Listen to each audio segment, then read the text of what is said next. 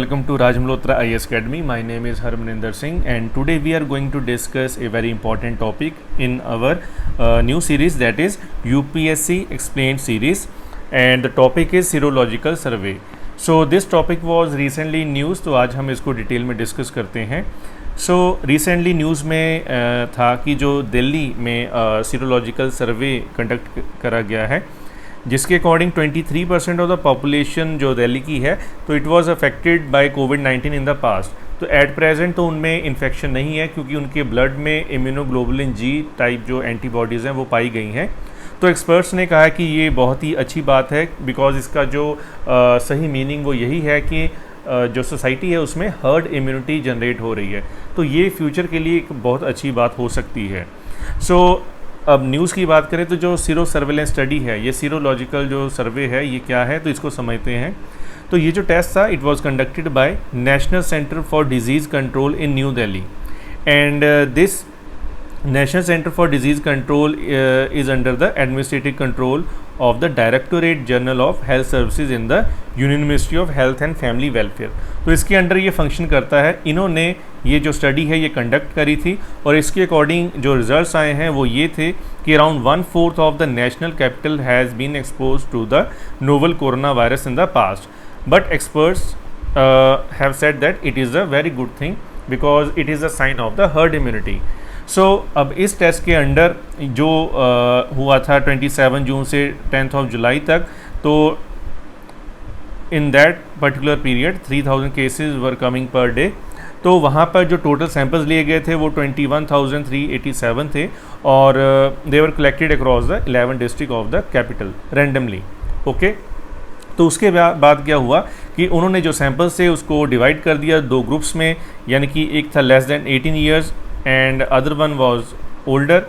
सो 23.48% जो पीपल थे दे underwent the sampling और उनमें जो इम्यूनोग्लोबुलिन जी एंटीबॉडीज़ हैं वो पाई गई थी. Okay, so these immunoglobulin G जो है एंटीबॉडीज़ हैं ये ब्लड सीरम में प्रेजेंट होती हैं. तो यहाँ पर इसका मीनिंग क्या था कि this particular population had been expose to the कोविड-19 virus. So now they were asymptomatic, कि अब उनमें कोई सिम्टम जो था वो नहीं शो हो रहा है. ठीक है, तो ये जो सीरो सर्वे है ये कैसे किया जाता है, यहाँ पर जो टेस्टिंग है वो ब्लड सीरम के ऊपर करी जाती है. तो ब्लड सीरम क्या होता है, जब हम ब्लड प्लाज्मा की बात करते हैं, जो लिक्विड पार्ट होता है ब्लड में, तो ब्लड प्लाज्मा विदाउट फाइब्रिनोजेंस हम उसको सीरम कहते हैं. Okay, so fluid and solute components of blood which doesn't play any role in clotting, that part of the blood is known as blood serum. तो अब ब्लड सीरम में इन antibodies के जो findings हुई हैं तो वो काफ़ी ज़्यादा प्रॉमिसिंग दिख रही हैं. तो national centre for disease control conducted this test in collaboration with the Delhi government, तो जिसके अंडर ये सारे सैंपल्स लिए गए हैं. ओके, सो सर्वे रिपोर्ट जो है अब इसके अकॉर्डिंग क्या है कि जो 23% ऑफ द पॉपुलेशन है टेस्टेड है exposure to the novel corona virus in the city. तो उनको पास में इन्फेक्शन हुआ बट उनकी जो बॉडी की इम्यूनिटी थी वो स्ट्रांग थी, तो उनकी बॉडी में रेजिस्टेंस आ गया टू दैट पर्टिकुलर वायरस और उनमें एंटीबॉडीज़ जनरेट होगी, तो उनके ऊपर वो इम्पैक्ट जो था वो काफ़ी कम हो गया, वो असर नहीं दिखा पाया वायरस. तो अब यहाँ पर अगर हम बात करें तो टोटल पॉपुलेशन जो दिल्ली की है वो 1.9 करोड़ है. So total number of covid cases जो हम कह सकते हैं वो अप्रॉक्स 4 मिलियन, जिनमें कि ये इम्यूनिटी जो है वो हो सकती है. तो ये जो फिगर है ये काफ़ी बड़ी है as compare to the actual number of corona positive patients in Delhi. Okay, so it means जो इम्यूनिटी है वो काफ़ी लार्ज स्केल पे जनरेट हुई है. तो अगर हम हेल्थ एक्सपर्ट की बात करें तो क्योंकि ये जो डिफरेंस है जो टेस्ट पॉजिटिव हुए हैं कोविड-19 के या फिर जिनमें ये एंटीबॉडीज़ मिली हैं, तो उनमें जो डिफरेंस है वो काफ़ी बड़ा है. तो इसका मीनिंग क्या है कि जो हर्ड इम्यूनिटी जो है वो जनरेट हो रही है सोसाइटी में. तो हर्ड इम्यूनिटी कैसे एक्ट करती है, सपोज़ कोई ये दो ग्रुप हैं, ग्रुप ऑफ पॉपुलेशन है ए एंड बी. तो यहाँ पर नॉर्मल इंडिविजुअल्स हैं, तो यहाँ पर ये दोनों जो इंडिविजुअल्स हैं इनमें इम्यूनिटी नहीं है, तो बहुत इजी है इन्फेक्शन का स्प्रेड होना. लेकिन अगर दूसरे केस में यहाँ पर जो पॉपुलेशन है वो इम्यून है, तो ये दो जो इंडिविजुअल्स हैं इनमें इम्यूनिटी नहीं है, तो लेकिन ये जो बीच में पर्सन है जिनमें इम्यूनिटी आ चुकी है, तो उनकी वजह से जो इन्फेक्शन है वो स्प्रेड नहीं होगा, आगे पास नहीं होगा। तो इस तरह से ये हर्ड इम्यूनिटी जो है वो वर्क करती है।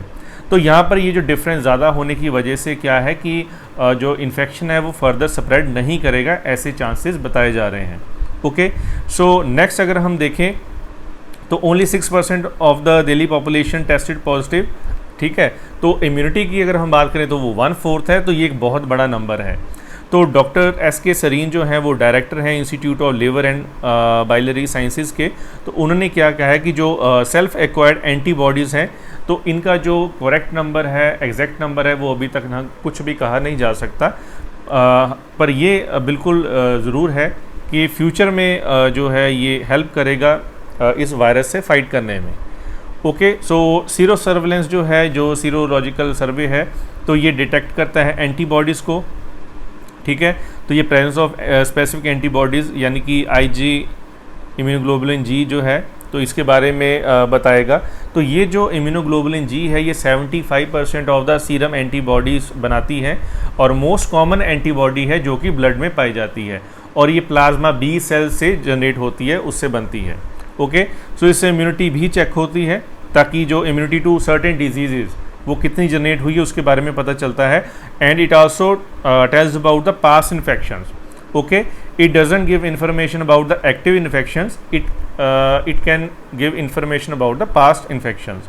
और अगर हम इम्यूनोग्लोबुलिन G की बात करें तो यहाँ पर टेस्ट जो है वो ELISA टेस्ट है, जिसके ज़रिए हम इसको पता करते हैं। तो ELISA टेस्ट जो है तो इस केस में यूज़ किया जाता है, और जो कोविड कवच ELISA किट्स हैं they are approved by the Indian council of medical research ICMR।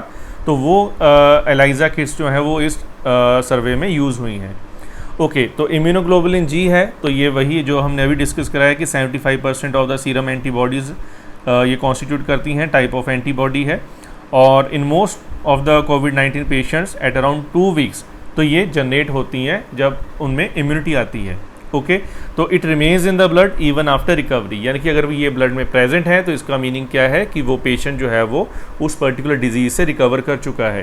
तो टेस्ट इसमें यूज़ हुआ है ELISA, जिसको एंजाइम लिंक्ड इम्यूनोसॉर्बेंट एसे कहते हैं, and it is also used in the disease of AIDS. तो एड्स में भी ये टेस्ट जो है वो किया जाता है।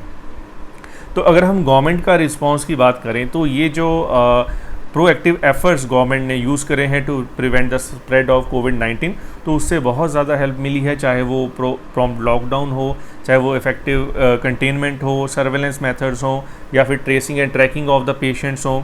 Okay, and last but not the least जो सिटीजन्स का जो compliancy with the rules and regulation, उससे भी बहुत ज़्यादा बेनिफिट हुआ है। ओके, तो लेकिन अब एट प्रेजेंट हम ये नहीं कह सकते कि जो सारी पॉपुलेशन है वो प्रोटेक्टेड है, because 77% of the population is also without protection, क्योंकि उनमें जो एंटीबॉडीज़ हैं वो नहीं बनी है, तो उनके लिए अभी भी डेंजर है कोविड-19 का। ओके, लेकिन हर्ड इम्यूनिटी जो है वो उसमें हेल्प करेगी उनको प्रोटेक्ट करने में इन द फ्यूचर। तो यहाँ पर जो 23.48% जो रेट ऑफ सीरो पॉजिटिविटी है, तो उसको हम एंटायर पॉपुलेशन के लिए कंसीडर नहीं कर सकते। तो ये एट प्रेजेंट जो मेजर कंसर्न वो यही है। और दूसरी बात ये है कि जो अभी तक एनफ साइंटिफिक डाटा भी हमारे पास नहीं है कि जो ये ड्यूरेशन ऑफ इम्यूनिटी है ये कब तक रहेगा और कब तक ये पॉपुलेशन को प्रोटेक्ट कर सकती है from the danger of the कोविड-19 वायरस।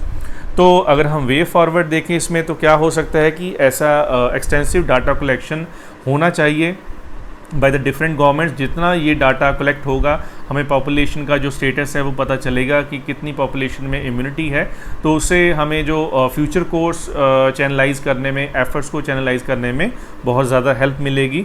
और such scientific studies are extremely important to understand the lesson from the past. तो friend, this is all for this topic. So next topic we will discuss in our next video. So till then, thank you.